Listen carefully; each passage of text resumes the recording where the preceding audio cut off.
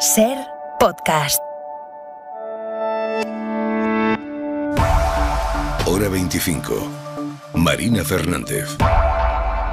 Josep Borrell, alto representante de la Unión Europea para Asuntos Exteriores y Política de Seguridad. Buenas noches. Hola, buenas noches. Y gracias por estar en Hora 25. Hoy que los 27, gracias. Hoy que los 27 han alcanzado un acuerdo para ahorrar en el consumo de gas en el contexto de la invasión rusa de Ucrania. ¿Cómo valora ese acuerdo? Bien. Siempre es difícil sacar un acuerdo de la Unión Europea. Hay una propuesta de la Comisión que no sino propone, los Estados miembros se reúnen, discuten, hay excepciones, toma en consideración de las circunstancias particulares de algunos países, como por ejemplo España, y un acuerdo final que mantiene un alto nivel de ambición. Dice que será el Consejo el que tendrá que tomar, cuando llegue el caso, la decisión de decretar la alarma y en consecuencia poner en marcha ese mecanismo de ahorro. Y establece en el caso de España una consideración particular que ya se había discutido en el seno de la Comisión, que hace que se tome en cuenta las especiales circunstancias de un país como es España, que tiene pocas conexiones con el resto de Europa, para que nuestro ahorro no sea un ahorro en balde, es decir, que solamente tengamos que ahorrar cuando realmente ese ahorro transferir a los demás y contribuir al equilibrio del sistema global. De momento el plan contempla un ahorro voluntario. ¿Garantiza el pacto de hoy llegar al invierno preparados para un posible corte total del gas por parte de Rusia? Mucho me temo que los cortes por parte de Rusia no van a esperar al otoño. Hoy ya han anunciado nuevas disminuciones del suministro. Un corte del 100% no está en la agenda del Kremlin seguramente. Ya ven que van jugando al gato y al ratón. Ahora tengo que poner el Nord Stream 1 en mantenimiento, ahora necesito una turbina que está en reparación en Canadá, ahora vuelvo a suministrar, pero ahora suministro menos, veremos lo que dicen mañana. Por lo tanto hay que hacer lo que se ha hecho, tener un plan que no espere a que nos cojan desprevenidos, sino que sepamos que desde el 1 de agosto tiene que haber un plan ya, tiene que ponerse en práctica un plan. El plan ya está aprobado, pero ahora hay que, como todos los planes, llevarlos a la práctica, si no, no sirven de nada. Para empezar a reducir el consumo, primero de forma voluntaria y, llegado al caso, de forma obligatoria. Pero la llamada al ahorro, cuando Rusia corte, es para mañana. La dependencia del gas ruso es diferente en los distintos Estados miembros. En Alemania, por ejemplo, no solo es una fuente de energía, también una materia prima para la industria petroquímica. ¿Vamos a ver este próximo invierno el cierre de determinadas industrias o empresas para conseguir estos objetivos de ahorro? Si nos lo tomamos en serio desde ahora mismo y empezamos todos un proceso de ahorro voluntario, se puede evitar llegar a una situación en la que fuese necesario establecer de forma obligatoria ajustes. Usted dice la industria petroquímica, sí, pero la industria petroquímica en Alemania solo consume el 5% del total del consumo de gas. Por lo tanto, sí, existe un problema de que el gas es, aparte de una materia energética, es también una materia prima no energética para una industria en particular, pero eso solo es el 5%. Ese 5% tendrá que estar garantizado, porque si para la industria petroquímica alemana, el problema no será solo para Alemania, será para todo. Y naturalmente que hay que tener previsto la posibilidad de actuar de forma coercitiva, pero para eso me parece bueno empezar con una llamada a un ajuste voluntario por parte de todo el mundo, igual que hacemos cuando hay sequía, ¿no? Yo recuerdo que, siendo ministro de Obras Públicas, pasó España por una sequía muy dura y los mensajes de ahorros de agua. Bueno, pues ahora estamos en una situación parecida con respecto al gas. Todavía estamos en verano y nadie utiliza el gas para calefacción, me parece, ¿verdad?, con los calores que tenemos, pero hay que empezar a ponerse en modo ahorro. El pasado viernes, Ucrania y Rusia llegaron a un acuerdo en Turquía con Naciones Unidas para desbloquear la exportación de grano, del cereal bloqueado por Rusia en los puertos ucranianos, y aliviar el riesgo de hambruna, la crisis alimentaria que amenaza a los países más vulnerables y más dependientes de ese grano ucraniano. Han pasado 4 días, de momento sin que empiecen a funcionar esos corredores en el Mar Negro. ¿Confían que se materialice el desbloqueo? Bueno, no fue muy aleccionador que al día siguiente de aprobarse ese acuerdo, Rusia bombardeara el puerto de Odesa, que es por donde tienen que salir los barcos que exportan el trigo ucraniano, ¿no? Creo que fue una señal también de decir, de todas maneras, sepan ustedes que yo sigo estando donde estoy y haciendo lo que hago. Todo el mundo va a hacer lo posible para que el acuerdo se cumpla. Y yo no quiero ponerme en plan Casandra y temer que no va a ser así, porque nos va a todos mucho en que ese acuerdo se lleve a la práctica. Bueno es que exista, ha costado mucho conseguirlo, gracias a las Naciones Unidas, gracias a la intervención mediadora de Turquía. Ahora, naturalmente, hay que, sin ponerse a especular, aplicarlo. Se han sentado en Turquía, Ucrania y Rusia para abordar este asunto concreto, el desbloqueo del cereal. ¿Este acuerdo puede ser la antesala de una negociación de paz? Ojalá, pero francamente no lo. Se han cumplido ya 5 meses desde que Rusia invadió Ucrania, desde que inició esta guerra, esta agresión. ¿Cuánto puede alargarse el conflicto? Pues francamente no lo sé. No lo sé. Todo el mundo que ha ido a Moscú pidiendo a Putin, que es quien empezó la guerra, que pare y que decrete un alto el fuego, se acuerde un alto el fuego y se inicien negociaciones, a todos les ha dicho lo mismo, que él tiene unos objetivos militares y que va a continuar atacando Ucrania hasta que los consiga. No dice cuáles son, pero sí dice que sigue la guerra. Y eso se lo ha dicho el secretario general de Naciones Unidas, el último que se lo dijo fue el presidente de Indonesia. Ya prácticamente nadie más vuelve a llamar a la puerta del crimen porque ya sabemos lo que quiere Putin, continuar esa guerra. Y mientras el ataque continúe, y mientras no consigamos abrir una vía diplomática en la que seguimos trabajando, pues habrá que seguir ayudando a Ucrania. No tenemos otra solución. Las consecuencias de esta invasión están teniendo un impacto directo en los bolsillos de los europeos. La inflación está disparada, combustibles, luz, alimentos más caros. Si se prolonga mucho la situación, ¿teme que se resienta el apoyo de las sociedades europeas a Ucrania? Tiene mucho más impacto en los bolsillos de otros países. No quiero minusvalorar los problemas que representa para las sociedades occidentales, pero les aseguro que la situación en países africanos y algún latinoamericano y algunos asiáticos son muchísimo más graves, con inflaciones Sri Lanka del 80%, donde se ha producido una verdadera revuelta popular. Y estas situaciones de altísimos precios, y a veces no solo de precios altos, sino de cantidades bajas, donde el problema no es que cueste caro, el problema es que no hay. Por eso es tan importante desbloquear la salida del cereal de Ucrania, porque de lo contrario, si hay 20 millones menos de toneladas de trigo en los mercados internacionales, alguien no se los va a comer.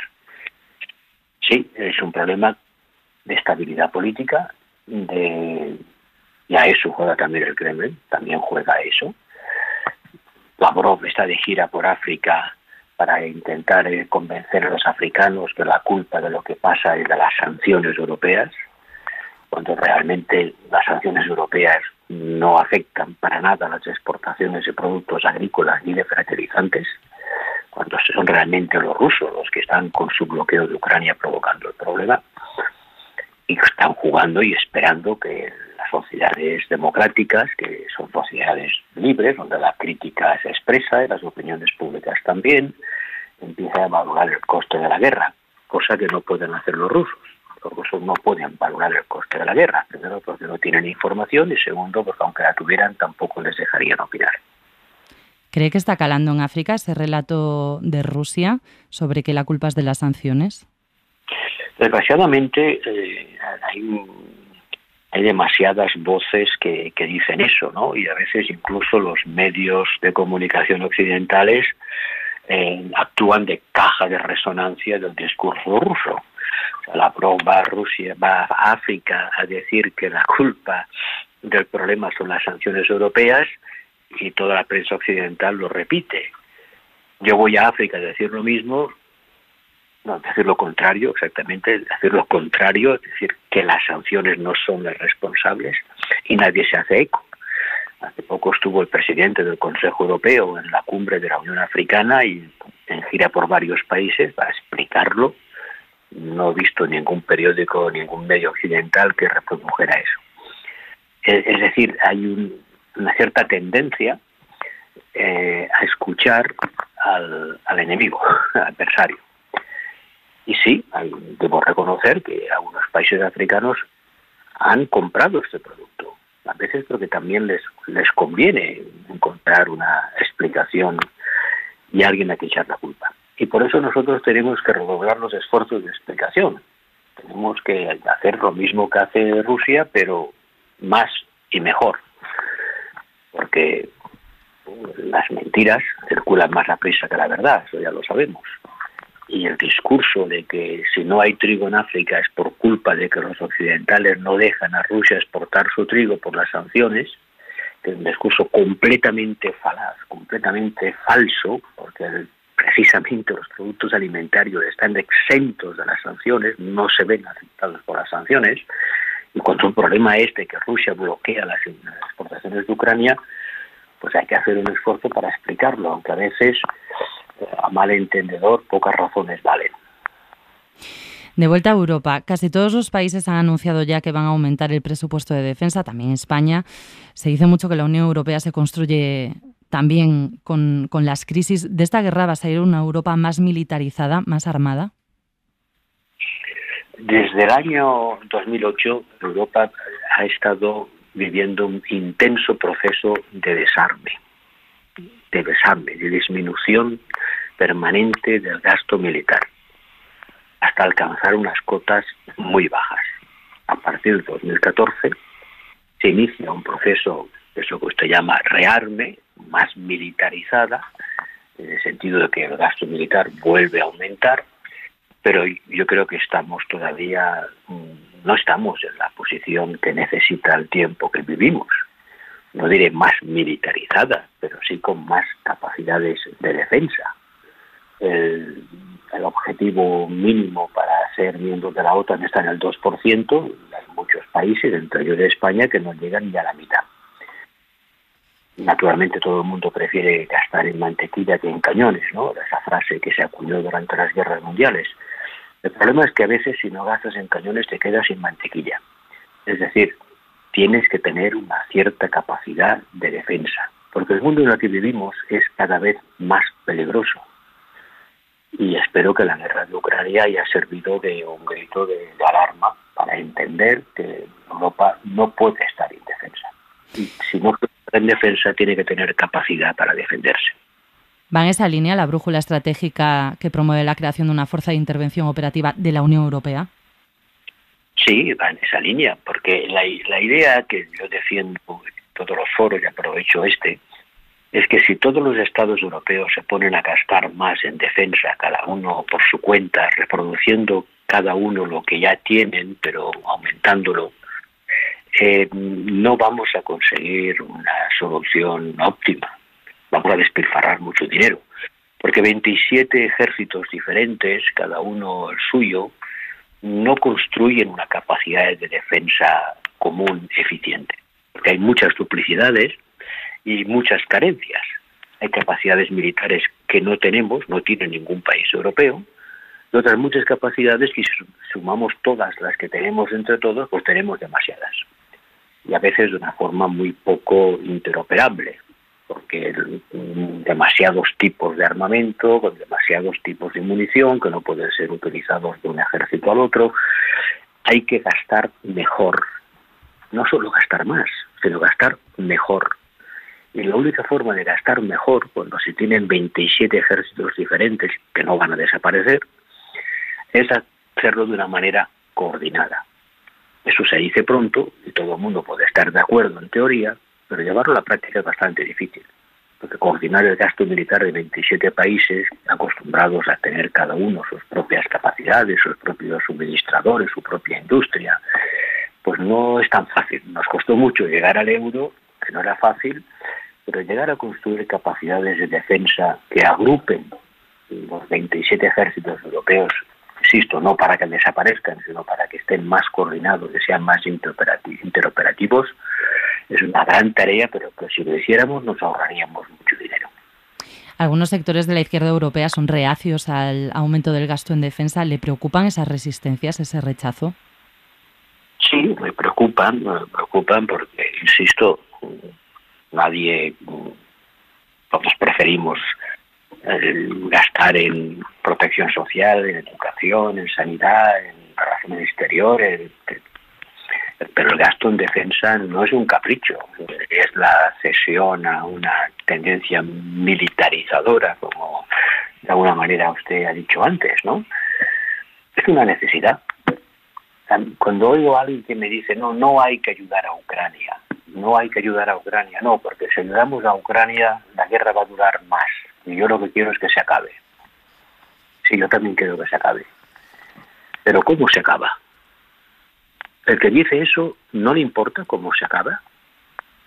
A mí sí me importa, y a los ucranianos también. Y nos debería importar a todos los europeos, porque cuando decimos que esta guerra también, de alguna manera, es nuestra guerra, no podemos refugiarnos en la cómoda posición de decir, usted, qué incómodas son las guerras, que se acaben. Y se acaban. ¿Y cómo se acaban? Le pregunto, ¿y cómo se acaba? ¿Cuál es el mejor escenario? Desde luego, yo no quiero, y los europeos no queremos, al menos los europeos representados en el Consejo Europeo por sus gobiernos, no queremos que se acabe con la imposición por la fuerza de una invasión que ha conducido ya a la destrucción de parte del país, que conduzca a su partición o al amputarle de trozos de territorio. Porque si esto pasa una vez, ¿por qué no va a pasar otra? No, así no se puede acabar. Señor Borrell, Italia se encamina a elecciones anticipadas en septiembre, forzadas por la dimisión de Draghi, al que le han dado la espalda a sus socios de gobierno. ¿Sigue con preocupación lo que pasa allí, en Italia? ¿Que de las elecciones salga un gobierno menos alineado con las posiciones de Bruselas en lo que tiene que ver con la invasión de Ucrania? Sí, claro que lo sigo y lo sigo pues con preocupación, porque estas elecciones, bueno, no se acaba de ver mucho su necesidad desde el punto de vista de la estabilidad gubernamental y de la política que estaba haciendo el gobierno Draghi. Pero yo tengo que tener una cierta autolimitación cuando hablo de la política interior de los Estados miembros, porque lo mío es la política exterior de la Unión Europea. Pero sí, claro, lo veo con la lógica preocupación, porque Draghi representaba una actitud muy europeísta, muy comprometida, muy coherente, con un compromiso muy fuerte en ayudar a Ucrania y en la crítica a Rusia. Y oigo a algunos de los candidatos que se van a presentar a estas elecciones que no están precisamente en esta actitud.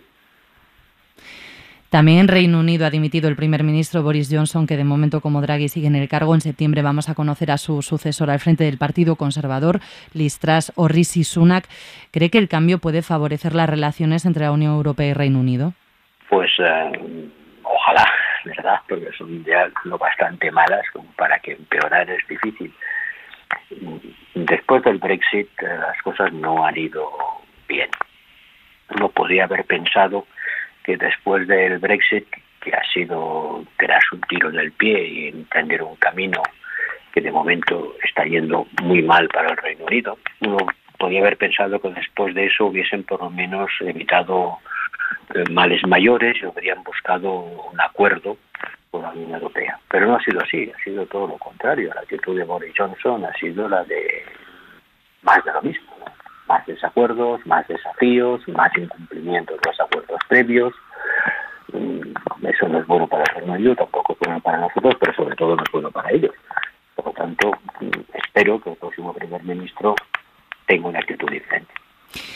Y por ir terminando y volver a la invasión rusa de Ucrania, a los horrores de los que tenemos noticia que están cometiendo las tropas rusas sobre el terreno, ¿cree que van a prosperar las investigaciones, las iniciativas de la Corte Penal Internacional, a pesar de que Rusia no reconoce su jurisdicción? No la reconoce Rusia y tampoco la reconoce Estados Unidos, para ser justos, ¿no? O sea, no solamente Rusia, Estados Unidos tampoco. Y que hay otros países que tampoco la reconocen, esta jurisdicción, esta Corte Penal Internacional. Nosotros los europeos sí. Y estamos ayudando al fiscal, digámoslo así, traduciendo al castellano, sí, de la Corte Internacional. Estamos ayudándolo con medios y con recursos financieros. Nosotros tenemos una misión, que depende de mí, como representante que estaba desplegado en Ucrania antes de la guerra y que ha vuelto ahora a desplegarse, entre otras cosas, para apoyar las investigaciones. Y lo hacemos también aportando los recursos que permiten que esas investigaciones se hagan, porque todo cuesta dinero. Mire lo que pasó en la ex Yugoslavia. Al principio se fue muy escéptico sobre lo que podía hacer la Corte Penal Internacional y al final se llevaron al Tribunal de la Haya a criminales de guerra que fueron condenados por eso.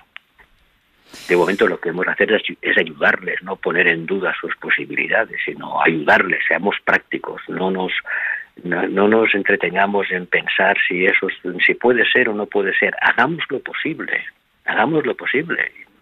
Luego ya habrá dificultades y veremos cómo las resolvemos, pero de momento que la Corte recoja pruebas, recoja evidencias, porque los tribunales funcionan sobre la base de pruebas y evidencias, y si no las tienen, desde luego, si no las tienen, no podrán actuar. Hagamos que las tengan. Pues Josep Borrell, alto representante de la Unión Europea para Asuntos Exteriores y Política de Seguridad, muchas gracias y buenas noches. Muchas gracias a ustedes por la oportunidad de explicarme. Gracias. Gracias. Hora 25. Marina Fernández.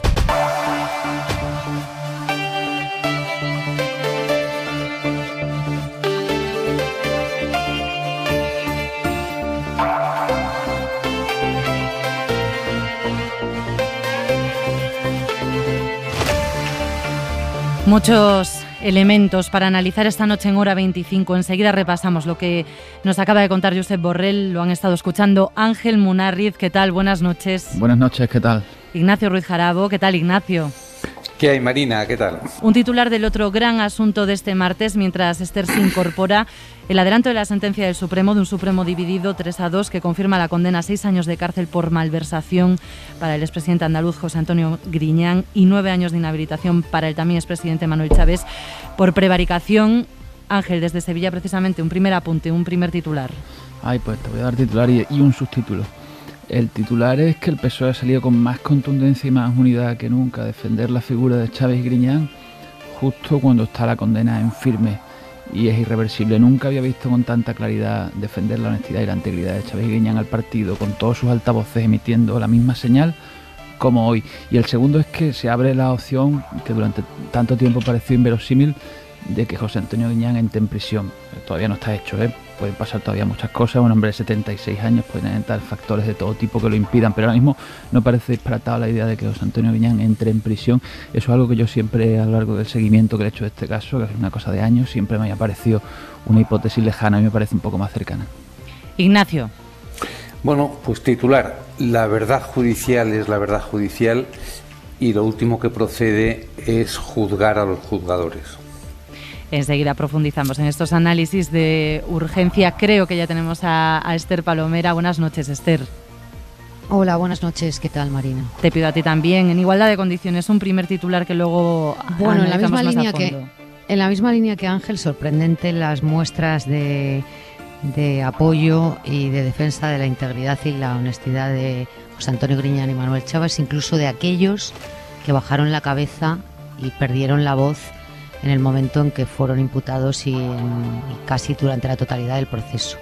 Y un segundo titular sería por qué esta sentencia o este fallo nos anuncia una sentencia para dentro de mes y medio. A mí me parece que tendría que dar alguna explicación de la tardanza en conocer la sentencia, ¿no?, del Tribunal Supremo. En conocer los detalles, el texto y los votos particulares. Sí, demasiado tiempo, me parece que es un poco ensañamiento judicial.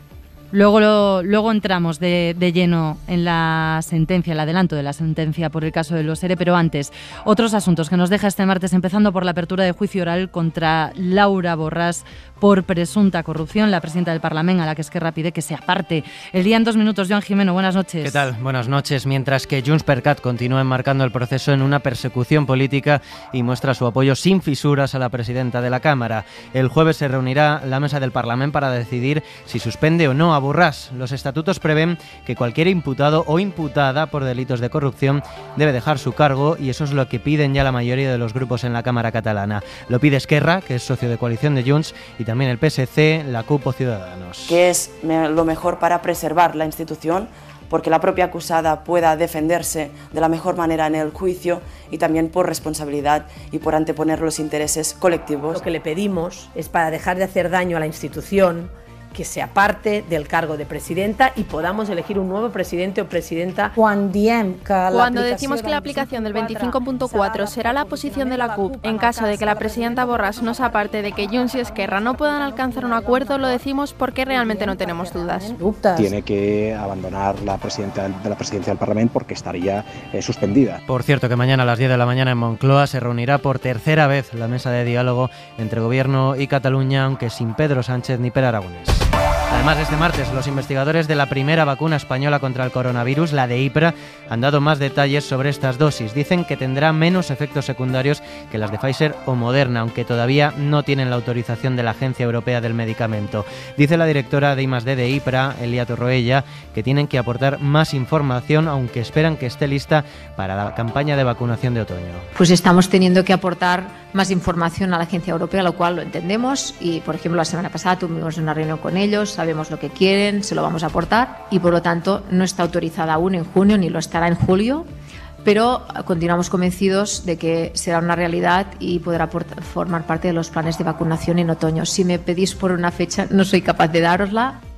Gracias, Joan. Buenas noches. Repasamos y analizamos lo que nos acaba de decir Josep Borrell el día del Acuerdo 27 para hacer frente con un plan de ahorro a la amenaza de que Putin cierre el grifo del gas a Europa. Mucho me temo, nos ha dicho Borrell, que los cortes por parte de Rusia no van a esperar a otoño. Hora 25. Marina Fernández. Hoy que finalmente, tras las reticencias iniciales de algunos países, Europa ha vuelto a dar una respuesta unida al desafío energético de Putin. Un plan de ahorro que abre la puerta a excepciones para países como España, que mantiene la petición del 15% de ahorro de consumo de gas, pero abre la puerta, insistimos, a que se reduzca ese porcentaje a la mitad en países como España. Ha dicho Borrell que si nos lo tomamos en serio y empezamos un proceso de ahorro voluntario, podemos llegar a evitar ciertos ajustes, como es el cierre de determinadas industrias o empresas. Ignacio. Sí, efectivamente. Bueno, Borrell, como siempre, yo soy borrelliano, me he manifestado así en varias ocasiones. Ha estado clarividente en sus análisis, hiperdidáctico en la exposición, ¿no?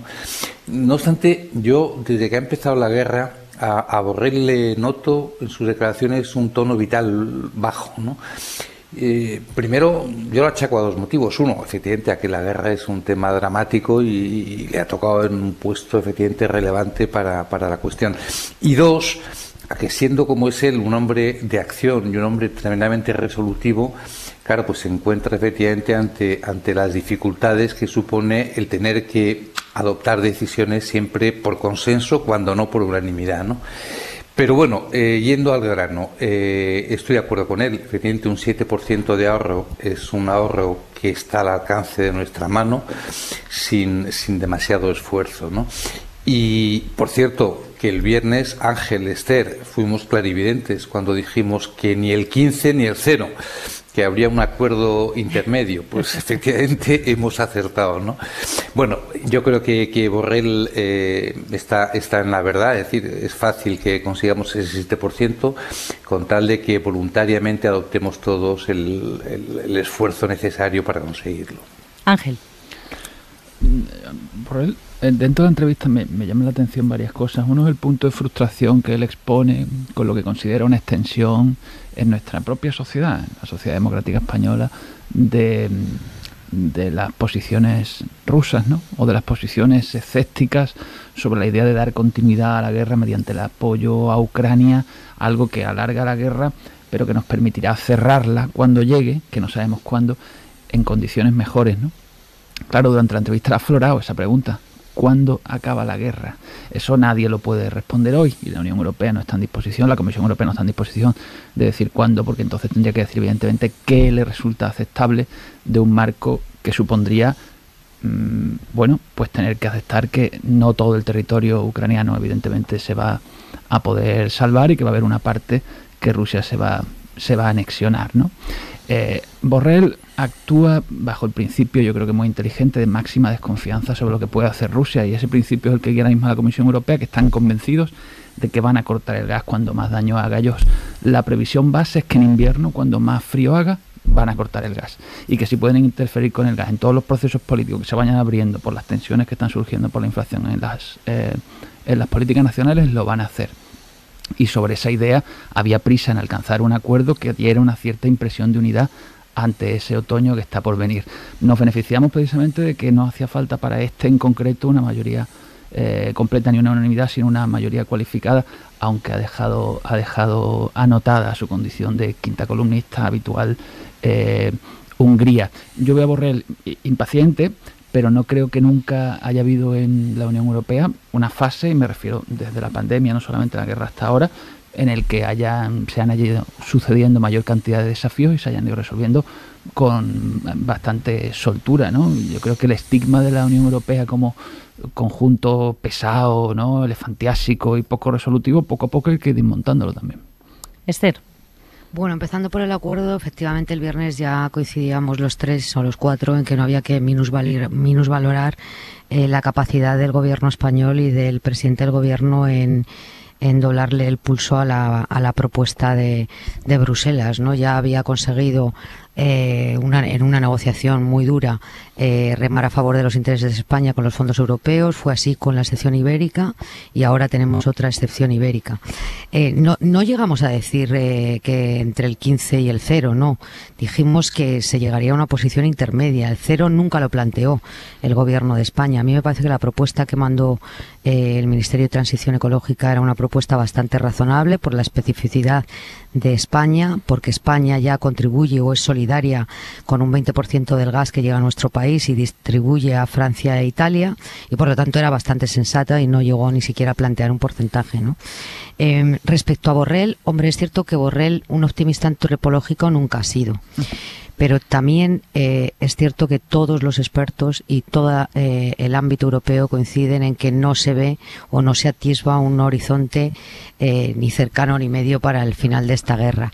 A mí, más que cualquier otra valoración de las que ha hecho, me ha sorprendido que haya dicho con mucha contundencia, como habla él siempre, que los cortes de gas por parte del Kremlin no van a esperar a otoño. No van a esperar a otoño, muchos no van a esperar a otoño. Y por eso yo creo que Borrell ha hecho especial énfasis a la importancia de la voluntariedad, que es importante que la gente intente ahorrar de forma voluntaria si queremos evitar cortes forzosos, y además que las empresas, porque serían o la industria los más afectados, entren en una situación de pánico económico, ¿no? Y eso griparía toda la economía de la Unión Europea. En los próximos días, Transición Ecológica tiene que presentar el plan de contingencia en España. La vicepresidenta y ministra de Transición, Teresa Rivera, ha adelantado esta mañana el apoyo de España al plan. Ha reivindicado después la unidad frente al chantaje de Putin, la solidaridad con los demás estados, y que ese ahorro que queda finalmente en el 7-8%, ahorro voluntario para España, es asumible. No limita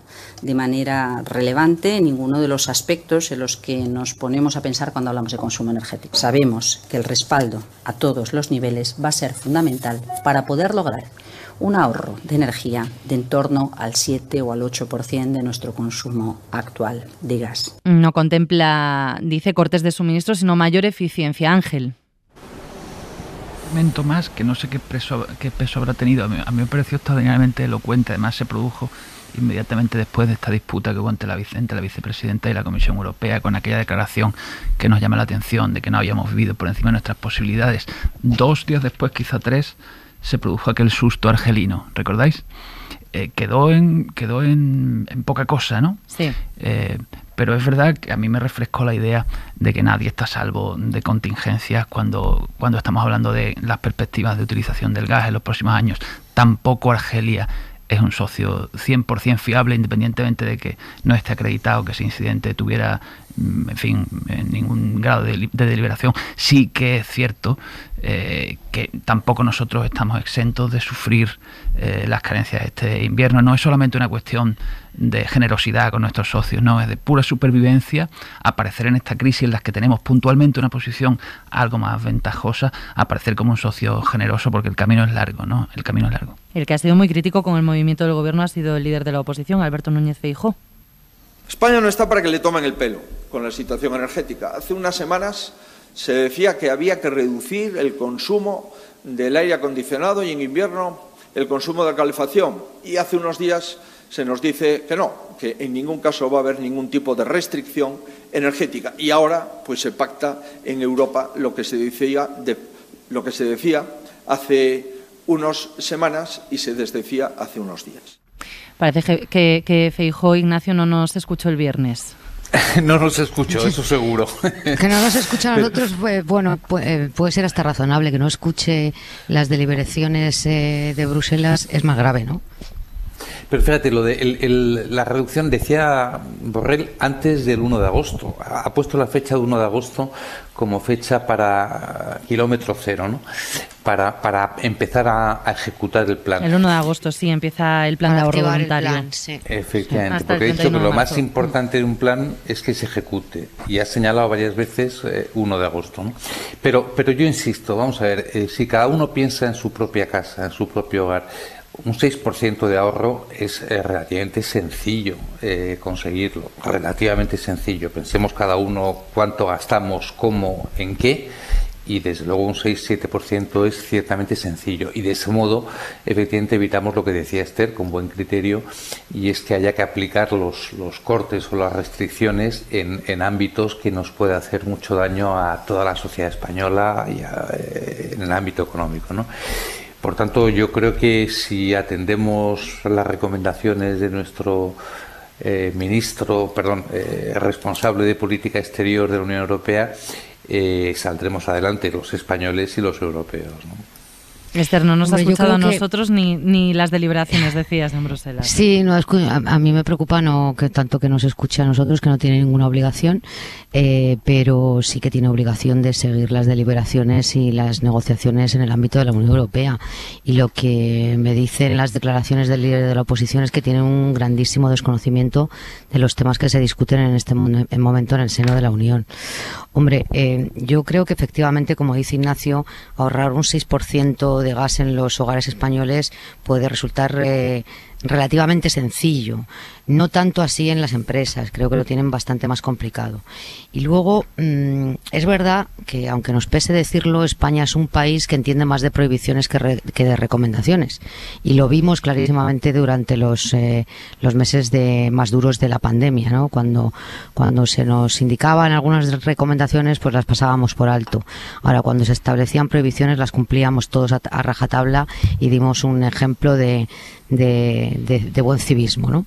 Entiendo que para el Gobierno este plan de contingencia empezará efectivamente con las recomendaciones, que no se atreverá en primera instancia a aplicar prohibiciones, pero no sé yo si no deberían de ser necesarias en este momento. Ahora, es verdad que si al Gobierno se le ocurriera en este instante llamar o invitar a cualquier tipo de prohibición, la oposición, como ya hemos visto y hemos escuchado las palabras del líder de la oposición, no iba a emprender una ofensiva brutal contra el Gobierno, pero es verdad que los españoles, como decía, somos más de cumplir con las prohibiciones. No, pero fíjate, 30 segundos. Cuando no era obligatorio las mascarillas y eran solamente recomendadas, los españoles concienciados de la gravedad de la situación, por lo general usábamos las mascarillas y eran solamente ya recomendadas, ¿no?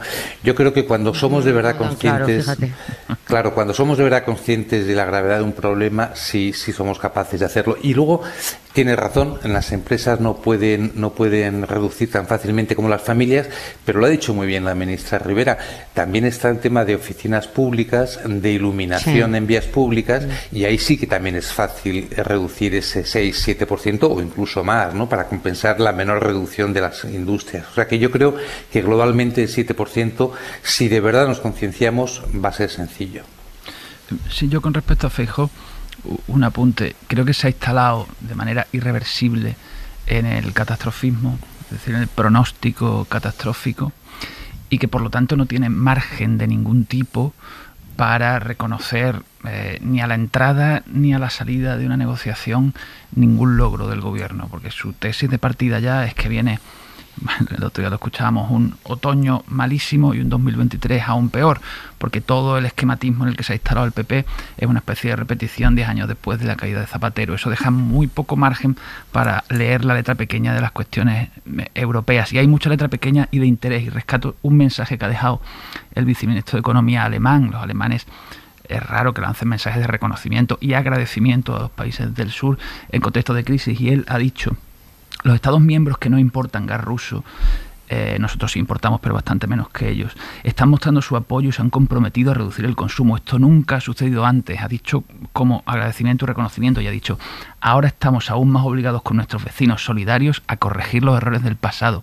Mensajes autocríticos con su propia actuación en el pasado, que establece una continuidad con el mensaje que el otro día cuestionábamos, ¿no? Su idoneidad por parte de la viceministra. Hombre, yo no soy ingenuo, ¿no? Igual que saldremos mejores de la pandemia, ¿os acordáis? No, ya evidentemente la unidad armónica de todas las naciones europeas no se va a forjar por la invasión de Rusia, pero hay determinados símbolos alentadores de: oye, tu destino está vinculado al mío a corto, medio y largo plazo, y lo que hoy para mí no puede ser 100% satisfactorio, bueno, pues mañana me puedes pagar con esa moneda.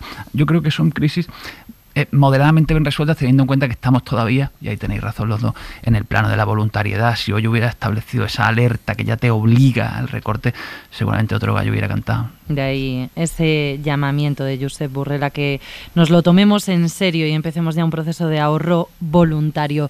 La guerra sigue sin final a la vista. Le hemos preguntado al alto representante cuándo podía terminar, cuánto podría alargarse esto. Ha sido muy claro: no lo sé. Y estos 5 meses ya pasan factura. El Gobierno ha rebajado hoy las previsiones de crecimiento para España. En 2023 el crecimiento de la economía va a bajar 8 décimas respecto de lo previsto, pero este año todavía se sostiene. Es lo que dice Nadia Calviño, ministra de Economía. Estamos en un entorno muy incierto, turbulento a nivel internacional, de fuerte tensión geopolítica, pero en este contexto todo sigue apuntando a un crecimiento fuerte de la economía española. Pero el Fondo Monetario Internacional empeora esos números, va más allá, cree que la economía española sí va a crecer, 7 décimas menos de lo que asegura el Gobierno en 2023 y 3 décimas menos de lo que calcula el Ejecutivo este año. Y además, el economista jefe del organismo avisa: The world may soon be teetering on the edge of a global recession, only 2 years after the last one. El mundo se asoma a una nueva recesión 2 años después de la anterior. Es el aviso del economista jefe del FMI, Munarriz. Los pronósticos, ¿no? Ya son como las encuestas, no sabemos si son descriptivos o performativos.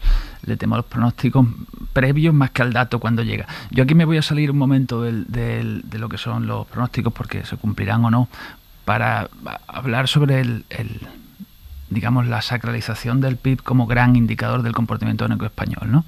El PIB ha crecido y con mucha fuerza en España entre 2013 y 2019, también muchísimo el empleo. Y ha habido años, incluso los años en los que más se ha concentrado el crecimiento del PIB y el empleo, en el que ha seguido fallando el indicador de desigualdad, que se mide con un índice que está aceptado a nivel internacional, que es el índice Gini. Evidentemente que crezca la economía es bueno, al menos a priori, ¿no? Y evidentemente que decrezca el desempleo. Nosotros tenemos una economía que inmediatamente nota en el crecimiento del empleo, el crecimiento del PIB per cápita. Pero no es lo único que nos tiene que guiar. Es decir, la hoja de ruta, yo creo, de la economía española tiene que estar muy atento a corregir lo que se nos averió en 2018. Y es que el 40% de la base de renta, o sea, con menor renta, se ha ido descolgando. Muchísima clase media se ha caído abajo y hay muchos trabajadores con nómina y muchos autónomos que no llegan a fin de mes, por no hablar de la gente que no tiene ingresos. Esa gente, es decir, esos perfiles han sido, poco recompensados por las etapas de crecimiento del PIB. Luego, hay cosas que podemos hacer para mejorar la economía española, sobre todo de esos sectores que no están íntimamente relacionados con que el PIB suba. Luego, ya como venga el PIB, pues que va a depender de la respuesta que no nos sabe dar Borrell. Es decir, que eso es el elefante en el salón. ¿Cuándo va a acabar la guerra? Y la realidad, triste realidad, es que esa guerra parece ser que la va a acabar cuando, o al menos una fecha aproximada a cuando quiera Putin y no a cuando queramos nosotros, ¿no? Ignacio. Ángel, con todo el cariño del mundo, me ha dolido en el alma que te refieras al índice de Gini. Yo desde que empecé a estudiar económicas me explicaron que había una cosa que era el índice de Gini. Perdona, es una broma, es una broma, pero es la primera vez que escucho referirse a él como Gini, ¿no? Vamos a ver, tiene razón, efectivamente, el PIB no lo es todo, ¿no? La desigualdad, claro que es importante. Lo que pasa es que si se quiere avanzar en una igualdad positiva, mejor que crezca el PIB, ¿verdad? Porque la desigualdad en la pobreza, pues malamente, que dirían los catalanes, ¿no? Entonces, el primer indicador de cómo va un país, de cómo va la economía de un país, es el PIB. Y si el PIB va bien, depende, será... no, eso es una opinión, digamos, que es respetable como cualquier otra, pero el primero, bueno, hombre, el segundo pero quizá. acéptame que es una opinión interesante ya tener en cuenta. No, más que eso, generalizadamente aceptada, ¿no? Es así, ¿no? Es decir, fíjate que las previsiones y los seguimientos que hacen todos los organismos internacionales no es del índice de Gini, que luego también se estudia, pero lo primero que se ve, y lo estamos viendo cada semana, que cada organismo de análisis hace sus rectificaciones de previsiones, es el PIB el que se estudia, ¿no? ¿Por qué? Porque a mejor PIB, más posibilidades de actuar sobre el índice de Gini, si el PIB va mal, es más difícil actuar sobre el índice de Gini, ¿no? Pero aquí lo que es significativo, que crezcamos al 4% o al 4,2% no es trascendente, ¿no? Lo trascendente es que mientras los países de nuestro entorno o han alcanzado ya el nivel de su PIB prepandémico o están a punto de alcanzarlo, en España, aun cumpliéndose las previsiones del Gobierno, no se igualaría el PIB prepandémico hasta finales de 2023. Si nos creemos al Fondo Monetario Internacional o a otros organismos internacionales, no sería hasta el 2024. Claro, eso es un dato malo. ¿No? Y además, lo que ha dicho hoy el Fondo Monetario Internacional es que sobre esas previsiones hay muchos riesgos, además. Muchos riesgos, no solamente ya por la situación geopolítica, sino incluso por situaciones propias, endógenas, de los grandes 3 polos económicos del mundo, las propias de Estados Unidos, de China y de la eurozona, ¿no? Y a mí lo que me parece es que a España vienen curvas, está claro, y a España nos llegan las curvas con el coche sin haber pasado la ITV, ¿no? Porque no hemos aprovechado el tiempo de bonanza relativa, aunque haya sido breve, para mejorar nuestros parámetros macroeconómicos, ¿no? Seguimos con un déficit público tremendamente alto en términos absolutos y relativos o comparativos, seguimos con una deuda pública absolutamente en términos históricos. Y aunque se haya mejorado las cifras de desempleo, pues seguimos a la cabeza de las cifras de paro también en nuestro entorno geográfico y socioeconómico. Entonces, es malo, es decir, en este país no somos capaces de aprovechar los momentos buenos para ponernos un poco en orden y poder soportar mejor los momentos malos que llegarán después. Y una vez más vamos a afrontar esas curvas con el coche, insisto, sin haber pasado la ITV. Esther, rápidamente, para cerrar este bloque. Bueno, no sé cuáles fueron los últimos tiempos de bonanza, querido Ignacio. Siempre los tiempos de bonanza son para los mismos. A mí me parece que ha estado muy bien traído el comentario de Ángel, puesto que estamos demasiado obsesionados con el crecimiento del PIB y de la economía y nos detenemos muy poco, nada más que cuando salen los informes de las organizaciones no gubernamentales sobre las desigualdades que hay en nuestro país y sobre el altísimo riesgo de pobreza, ¿no?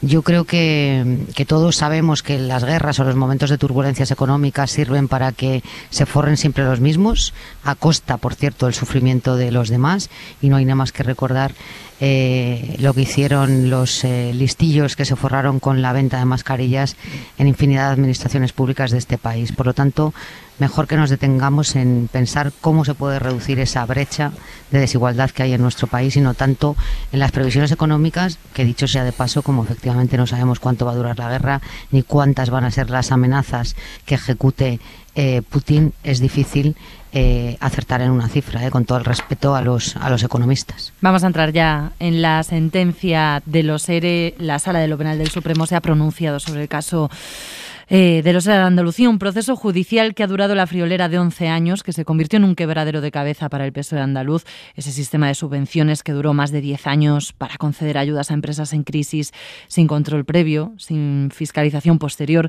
que dio pie a que personas ajenas a las empresas subvencionadas acabaran cobrando las ayudas, que entidades intermediarias percibieran comisiones infladas. Hoy lo fundamental era saber qué hacía el Supremo con los expresidentes de la Junta de Andalucía, con Chaves y con Griñán. Finalmente ha avalado la sentencia de la Audiencia Provincial de Sevilla. Griñán se lleva la peor parte, 6 años de prisión, es la condena, y Chaves, el presidente que más años ha estado al frente de la Junta de Andalucía, va a tener que cumplir una pena de 9 años de inhabilitación por prevaricación. Pedro Jiménez. El Supremo, por la mínima, avala la sentencia de la Audiencia de Sevilla, que consideró que entre el 2000 y el 2009 la Junta de Andalucía recurrió a las transferencias de financiación, un sistema fraudulento, más ágil, al margen de los controles de la intervención, para repartir 680 millones de euros en ayudas a empresas en crisis. La Sala de lo Penal envía a prisión al expresidente José Antonio Griñán y a 4 exconsejeros acusados de malversación. Además, mantiene la condena de 9 años de inhabilitación al otro expresidente, Manuel Chaves, y a otros 2 históricos dirigentes del PSOE, como Magdalena Álvarez y Gaspar Zarrías. El alto tribunal absuelve a 3 exsecretarios de Empleo y rebaja a 3 años de prisión la condena al exdirector de Trabajo, Juan Márquez. La sentencia cuenta con el voto particular de las magistradas Ana Ferrer y Susana Polo, que consideran que había que haber absuelto a los dirigentes políticos del delito de malversación. 2 magistradas, nos decía Pedro, defendían absolver a los dirigentes políticos del delito de malversación. Si esa hubiese sido la opinión mayoritaria en la Sala de lo Penal del Supremo, Griñán se habría librado de la cárcel. Esta mañana, en Hoy por Hoy, su abogado, José María Calero, ya avanzaba que van a presentar un recurso de amparo ante el Constitucional. Miguel Ángel Campos, ¿qué posibilidades tiene de prosperar ese recurso? Es altamente improbable que un recurso de amparo paralice o siquiera posponga la ejecución de la sentencia que implica el ingreso en prisión de Griñán y de la mayoría de condenados por malversación, porque es doctrina del Constitucional no atender estas suspensiones cautelares de condena para casos superiores a los 5 años de prisión, y el expresidente andaluz fue penado con 6. Pero el ingreso en prisión no será inmediato. Lo lógico, según fuentes jurídicas, sería que el Tribunal Sentenciador de Andalucía esperase a tener en su poder tanto la sentencia del Supremo como los votos particulares para ejecutar la condena, un proceso que puede prolongarse hasta finales de verano. Aún así, a Griñán y al resto de condenados todavía les queda una vía para retrasar o incluso impedir su entrada en prisión: solicitar el indulto. El artículo 4 del Código Penal establece que mientras se tramita, el tribunal puede suspender la ejecución de la condena. Para el abogado de Griñán, José María Calero, el fallo ha sido político. Yo estoy decepcionado, la verdad, sinceramente. Siempre me decían jurídicamente es irrebatible y el recurso está muy bien hecho. También me decía, mira, esto es un tema político y, en fin, cuando se dice eso no se sabe exactamente lo que se quiere decir, pero parece que nos estamos saliendo fuera del perímetro de lo estrictamente jurídico. Respecto a la anulación de la sentencia, distintas fuentes del Constitucional optan por la prudencia y la necesidad de contar, antes de pronunciarse, con la fundamentación jurídica tanto del fallo de la mayoría de la Sala Segunda del Supremo como de los 2 votos particulares que rechazan la existencia de la malversación. En este sentido, algunas de estas fuentes coinciden en afirmar que a priori es difícil exigir una responsabilidad penal por una acción adoptada por el Parlamento andaluz, que es el que aprobó el mecanismo de los ERE y no el Gobierno. Sería tanto como afirmar, dicen estas fuentes, que todos los parlamentarios, incluidos los del PP que votaron en su día a favor, fueron responsables de la malversación. Con cautela, porque desde el Constitucional insisten en esperar a conocer la fundamentación jurídica del Supremo, ven posible anular esta sentencia por la trama política de los ERE. Ángel, Esther, Ignacio, os dejo otra vez madurando vuestro análisis después de la información de Miguel Ángel Campos y de Pedro Jiménez. Enseguida, en nada, lo abordamos. Hora 25. Marina Fernández. Escuchábamos, antes de actualizar la información a las 11 en punto, al abogado de José Antonio Griñán, decepcionado por la confirmación de la condena contra el expresidente andaluz por malversación a 6 años de cárcel por los ERE de Andalucía. Esther, decías al empezar que va a pasar demasiado tiempo hasta que conozcamos los detalles de la decisión del Supremo. Sí, yo hablaba al principio del programa de ensañamiento judicial, porque a mí me parece que no es habitual que se conozca el fallo de un tribunal y que se tarde un mes o más de un mes en hacer pública la sentencia, y más después de 12 años de instrucción judicial, ¿no? Yo creo que esto es algo que debería de explicar el Tribunal Supremo y que lo que hace es prolongar incluso más la agonía de los que han sido condenados y ratificados en esta sentencia del Supremo, ¿no? Yo creo que alguna pregunta habría que hacerle al Tribunal Supremo en este respecto. Por lo demás, es verdad que hoy ha sido muy destacable esa ola de solidaridad que se ha desatado desde todos los sectores del socialismo español con José Antonio Griñán y con Manuel Chávez, incluso desde aquellas voces que se quedaron completamente mudas el día que decidieron sentarlos en un banquillo, ¿no? Quiere decir que el Partido Socialista ha hecho su particular reflexión respecto a este caso y sobre lo que se hizo política y judicialmente con los dos expresidentes de la Junta de Andalucía y los dos expresidentes del Partido Socialista. Hombre, yo lo ha sugerido Campos y creo que va a ser así. Creo que la defensa de José Antonio Griñán va a empezar por solicitar el indulto para que se pueda paralizar la ejecución de la sentencia, más allá de que efectivamente soliciten la nulidad de la sentencia del Supremo cuando la conozcan y presenten recurso ante el Tribunal Constitucional. Yo he tenido ocasión de hablar con José Antonio Griñán poco antes de empezar este programa. Eso iba a preguntarte más adelante, Esther, precisamente. Sí, una hora apenas antes de empezar el programa he tenido ocasión de hablar con él. ¿Y ha llegado a entender por qué se le acusa, por qué se le condena? No, en absoluto, porque además hay algo que él ha sostenido en el tiempo y que además aquellos que hayan tenido ocasión de leer el libro que publicó hace unos meses y que se titulaba Cuando ya nada se espera, él es incapaz de entender cómo se le condena por inacción. Es decir, estoy hablando del delito de malversación que no se le imputa, por ejemplo, a Manuel Chávez, ¿no? Porque toda la imputación de su culpabilidad no se sostiene con hechos probados por la Audiencia Provincial de Sevilla, ¿no? Sino que se sostiene en base a las opiniones del tribunal, que llega a decir, bueno, tuvo que conocer el procedimiento, es impensable que no conociera, pero en realidad hechos probados no hay ninguno. Pero sí que quiero destacar, porque me ha parecido muy importante desde el punto de vista personal, que he visto a José Antonio Griñán mucho más esperanzado en la resolución de todo esto que hace unos meses y que, por supuesto, hace unos años. Quizá porque esas muestras de solidaridad y apoyo que han llegado con el paso de los años no las tuvo en su momento cuando ellos mismos decidieron apartarse antes siquiera de ser imputados de la vida pública. Me ha sorprendido que hoy el líder de la oposición, Alberto Núñez Feijóo, fuese tan tremendamente duro en la valoración del fallo que hemos conocido y que exigiera responsabilidades políticas al Partido Socialista, cuando las responsabilidades políticas en el caso de Manuel Chávez y José Antonio Griñán llegaron, como digo, mucho antes de que fueran imputados. No solamente dejaron sus responsabilidades públicas y orgánicas, sino que entregaron el carné de afiliados del Partido Socialista. No sé qué más responsabilidades públicas se le pueden pedir. Vamos a escucharlo, Esther. Vamos a escuchar a Feijóo, que podemos escucharlo. La justicia ha dictado sentencia, las urnas también, y ahora al PSOE le corresponde tomar decisiones y depurar responsabilidades en las filas de su partido.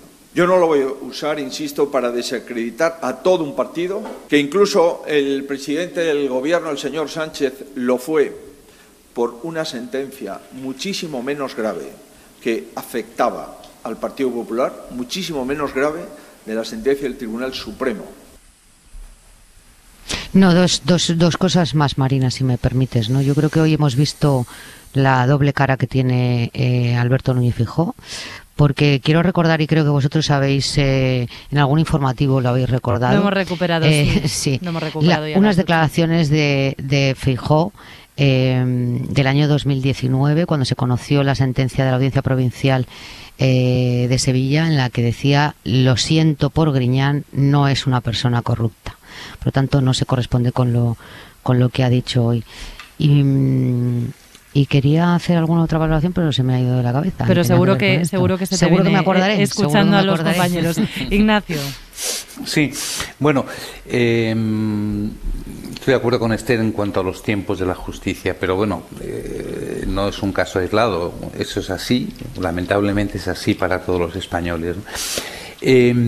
A mí lo que me parece es varias cosas aisladas, separadas, que me llama la atención. Primero, el abogado de Griñán, ¿no? O sea, calificar a un juicio de político es, me parece, en fin, que se parece mucho a la actitud de los abogados de los independentistas catalanes que cometieron el delito de sedición, ¿no? Y desde luego es un mal paso si pretende ganar la última batalla jurídica, que sería el Constitucional. Por cierto, el Constitucional no revisará la aplicación del derecho y la valoración de los hechos que ha hecho el Supremo. No es esa su labor. El Constitucional solamente verá si en el procedimiento se han violentado los derechos fundamentales de los condenados, ¿no? Pero no tiene competencias para rectificar la valoración de los hechos y la aplicación del derecho que ha hecho el Supremo, ¿no? Después, perdón, a mí me parece que va a ser muy importante para ese recurso ante el Constitucional, sí, el criterio de los 2 votos particulares, que tenemos que conocer todavía en detalle. Quizás sí, Ignacio, acuérdate de lo que te digo.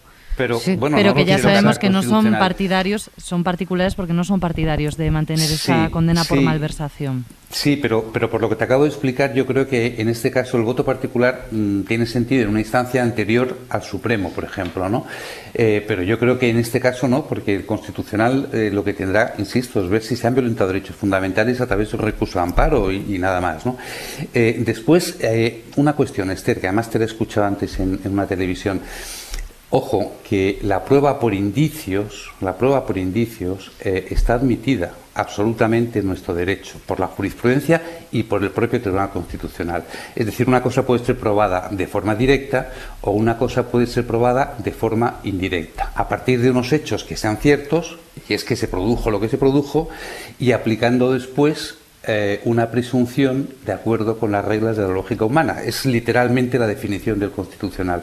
Por tanto, que no te llame la atención que en algunos casos haya utilizado los indicios, porque te lo digo por mi experiencia personal. A mí me llaman muchas cosas la atención en este procedimiento, Ignacio. No, pero esto no. Ya he recordado que... Espera. Sí, muchos españoles son condenados a diario mediante indicios, y desde luego faltaría más que los políticos tengan mejor aplicación del derecho que el conjunto de los españoles, ¿no?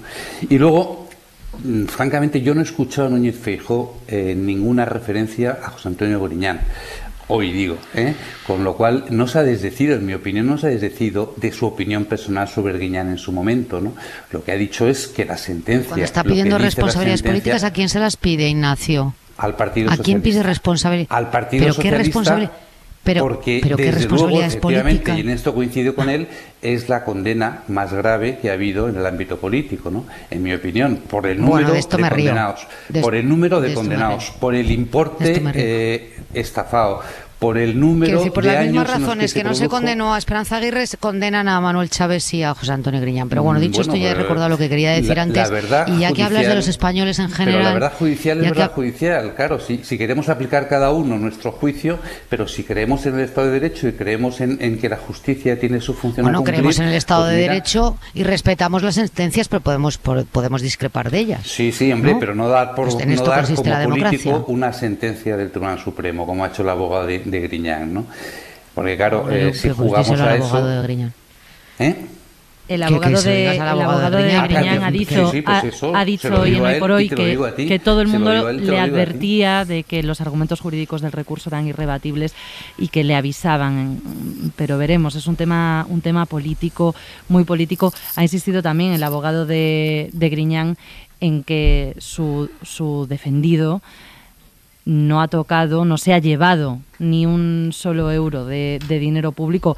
Ha sido la clave, ¿no? Pero no solamente eso, Marina, no es que se haya... que te lo lleves tú. Es que la malversación, según el 252 del Código Penal, es una administración desleal que afecta negativamente al patrimonio que tú estás administrando, aunque no sea tú el que te lo lleves. Ha sido la clave, decía, y quería con esto introducir a Ángel en el debate, ver si los magistrados hoy apoyaban la tesis de la malversación, ¿no? Finalmente han confirmado la condena contra Griñán por malversación. Ángel. Esa era la gran duda que teníamos sobre el fallo del Supremo. Bueno, había otras muchas, ¿no? Pero sobre todo saber si mantenía o no mantenía la condena por malversación a José Antonio Griñán, porque implica cárcel, ¿no? Y era como la línea que no sabíamos a qué lado iba a quedar el Supremo, porque a lo largo de la instrucción ha habido diversas posiciones. El propio juez instructor Jorge Barreiro, que tuvo durante un tiempo el caso en sus manos cuando Griñán era aforado, no veía malversación. Más allá de eso, yo me voy a alejar unos metros del objeto para intentar sintetizar qué ha ocurrido hoy, ¿no? Hoy ha ocurrido algo que yo creo que todavía no ha desplegado todos sus efectos y que serán de largo alcance. Hoy han quedado condenados en firme 2 presidentes de la Junta de Andalucía, que fueron también ministros, que fueron también presidentes del partido, que ocuparon la presidencia del gobierno andaluz entre 1990 y 2013. Aunque todavía no conocemos la sentencia, es bastante previsible que quede intacta la de la audiencia provincial, que hacía un relato de hechos. Cuando se habla de política, esta sentencia, siempre es controvertido hablar de política con una sentencia, pero que esta es la pieza política de los ERE. Es decir, aquí no se está juzgando, esto es un caso de corrupción un poco sui generis. No es lo que tenemos en mente cuando pensamos en un caso de corrupción, ¿no? Que es la llamada, el conchaveo entre 2 o 3 panameños. Este es un caso en el que esta pieza, el caso de los ERE, se compone de decenas y decenas de piezas que juzgan cada caso concreto.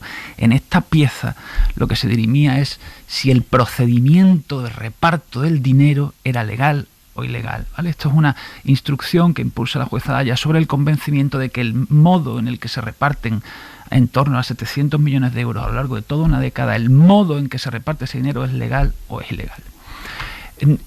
Hay quien opina que esa forma de instruir excluye la posibilidad de que sea cada una de las personas que se benefician de un sistema con deficiencias la que cometa el delito. Ella cree que el sistema en sí mismo, su mera aplicación es delictiva, lo cual implica a la Consejería de Trabajo, a la Consejería de Economía y Hacienda y al propio Consejo de Gobierno en su conjunto. Es decir, hace una elevación de tiro de responsabilidad penal por el funcionamiento de un proceso administrativo. Esto es algo que jurídicamente ha causado muchísima controversia y todo tipo de puntos de vista. Es cierto que llegados a este punto ya hay una primera sentencia de audiencia provincial de 1.800 folios en el que hace un relato muy detallado de los hechos, que condena a 19 personas por delitos de malversación y prevaricación. Y ahora tenemos una nota de prensa de 1,5 folios que dice que esas condenas, 16 de ellas, se mantienen, entre ellas las de José Antonio Griñán y Manuel Chávez. Bueno, esto tiene una gravedad enorme, digamos, porque son dos iconos del partido, ¿no? Y sobre todo aquí en Andalucía quizás yo lo veo aún más grave porque lo veo aún más cerca, ¿no? Es decir, el castigo que esto supone para el PSOE es difícil de medir, ¿no?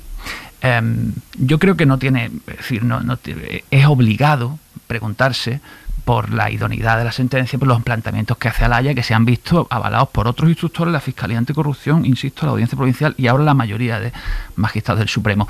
Pero el ojo periodístico de quien ha seguido no solamente este caso de corrupción, sino otros muchos, solamente por hacer un apunte, no ya crítico, sino escéptico, es el caso en el que un procedimiento escala más alto y con mayor rotundidad, transformado en responsabilidad penal hasta la cúspide de la administración. Es decir, no estamos acostumbrados, ¿vale? La delimitación de los hechos concretos delictivos que se le acaban condenando a Griñán se realiza sobre una transformación de sus responsabilidades de debió saber a convertirlo eso en una malversación. Insisto, al final la mayoría de los jueces que lo han visto han estado de acuerdo en esa tesis. Pero no hay una pistola humeante. Es decir, estamos acostumbrados, para mí la corrupción en tantos y tantos casos está la llamada de teléfono, está el ingreso del dinero, está el amigo al que le haces el favor, está el dinero por debajo de la mesa. En este caso son actos administrativos uno tras otro, ordenados de tal forma que acaban componiendo unos hechos considerados delictivos ya en una sentencia y por lo que vamos a saber en una segunda. En cuanto a la máxima gravedad del caso de corrupción más grave de la historia, ya a mí comparar gravedades con algo 100% grave como es la corrupción no me gusta. Sobre la cuantía, un apunte simplemente, los 680, 700 millones no son dinero enteramente estafado o robado, ¿vale? Son dinero repartido a través de un mecanismo ilegal. De ese fondo, le llegó dinero a Pepito Pérez, que era un prejubilado con todos sus derechos, y también le llegó dinero a un intruso que se coló porque era un amigo de uno de los que estaban negociando la póliza. Le llegó a una empresa que tenía derecho porque se presentó, y también le llegó a una empresa porque era amiga de cierto personaje en la Consejería de Empleo. Al camello que le vendía droga al director general de Empleo. Yo, una vez que se llevan el dinero, de verdad que ya me da igual que se lo gasten en el... que ofrecían sus servicios a este eso señor. Eso es fafe. Una vez que se llevan el dinero, a mí, honestamente, ¿dónde se lo gasten? Si es en una perversión o en una donación a ONG, una vez que el dinero se fue, yo creo que el detalle escabroso, que es verdad que ha hecho mucho porque este caso coja potencia frente a la opinión pública, el detalle escabroso me interesa menos. Sí creo que es importante, como labor nuestra, destacar que cuando se maneja la cantidad de dinero defraudado, en este caso la respuesta correcta es lo que se acredite que han cobrado ilegalmente aquellos intrusos y empresas beneficiadas indebidamente, y eso hay una hilera de juicios que llega aproximadamente hasta Turquía, que están por hacerse. En este juicio, en este procedimiento, no se ha cuantificado el dinero estafado. Esta es la parte política. Decías, Munarriz, en ese análisis inicial, el PSOE ha salido con más contundencia y unidad que nunca a defender la figura de Chaves y de Griñán, justo cuando la condena es firme y es irreversible. Vamos a escuchar a Pilar Alegría, a la nueva portavoz de la Ejecutiva Socialista, que se ha estrenado con esto. Que ellos en ningún momento se beneficiaron personalmente de nada, reitero, de nada. Y por eso, en este caso, bien puede decirse que pagan justos por pecadores. El Partido Socialista defiende la honestidad de los presidentes, de los expresidentes de la Junta de Andalucía.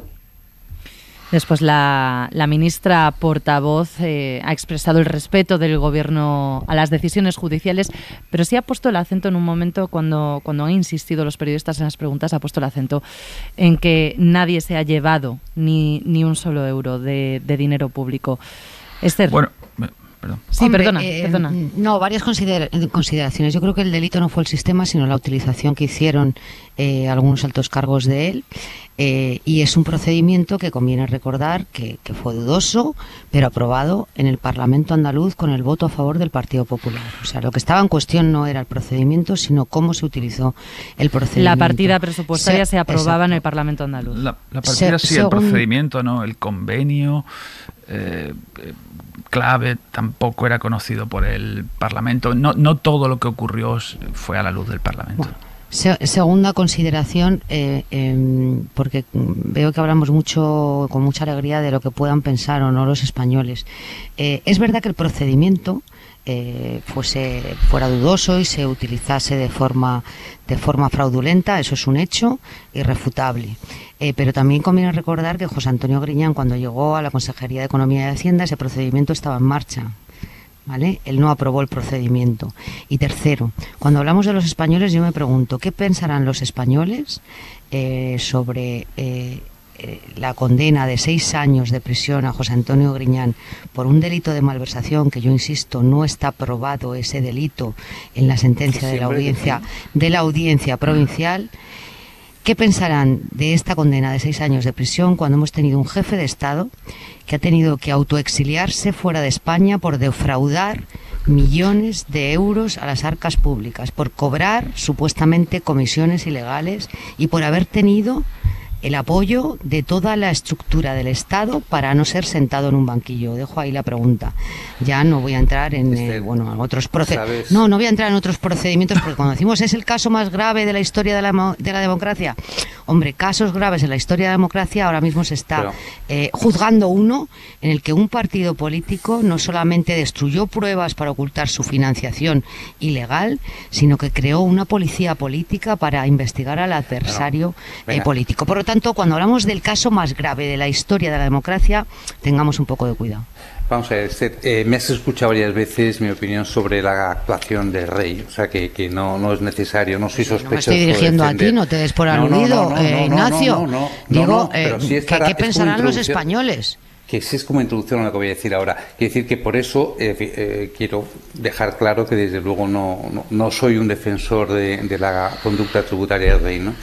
Pero me parece que es mala cosa desde luego cuando surge un tema como este acudir al pasado, porque Mira, es posible que me haya equivocado. Hay un caso más grave que democracia, este. No, hay un caso de corrupción más grave que este.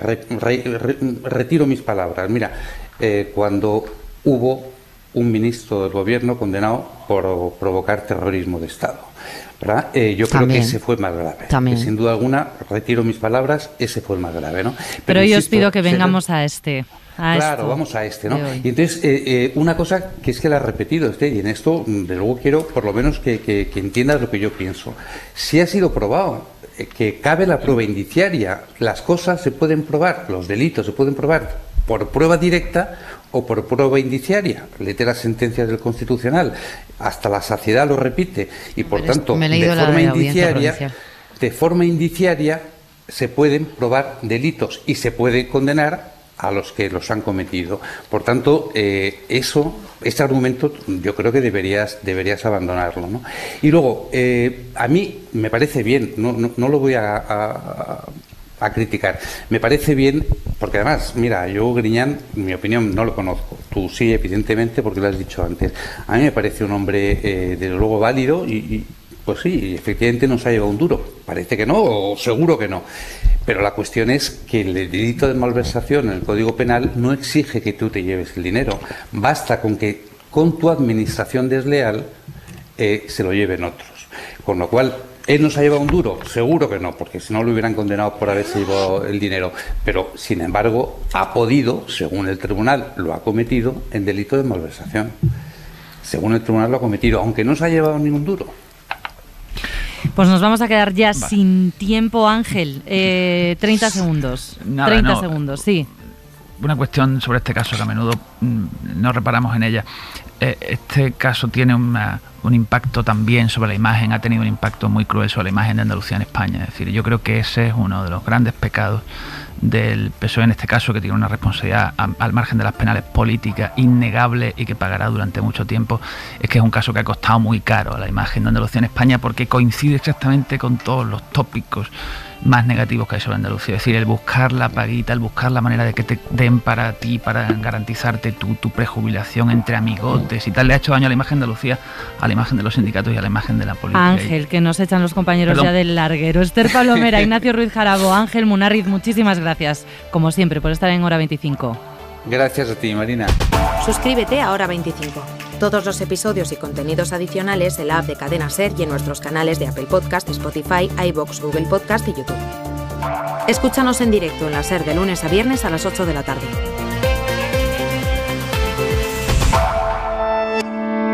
Cadena SER. La radio.